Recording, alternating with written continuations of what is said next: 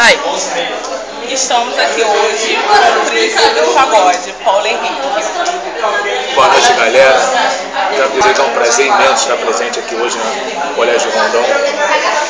Quero dizer uma música que ficou marcada na minha vida, de Emílio Santiago, chamada Piedade Chinesa. O pedacinho da música é mais ou menos assim: senta, se acomoda à vontade, tá em casa, toma um copo, dá um tempo, que a tristeza vai passar. Deixa pra amanhã, tem muito tempo, e o que vale é o sentimento e o amor que a gente tem no coração.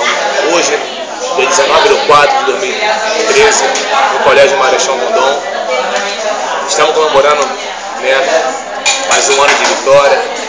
O nosso último ano, Tião está presente, Elba Ramalho, rapaziada toda presente da escola aí, Marechal Rondon.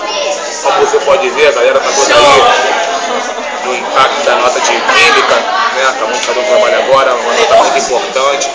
Tião aí presente, Leão acabou de ir embora, está presente do nosso lado também, a filha da última. Rapaziada toda brincando, curtindo um momento muito bacana.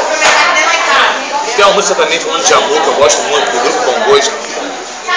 Não consigo imaginar minha vida sem você, nada vai me separar, nem pensar em te perder, os meus sonhos de amor, tudo que eu sempre quis. Ó, o sinal bateu, tô indo embora, tchau.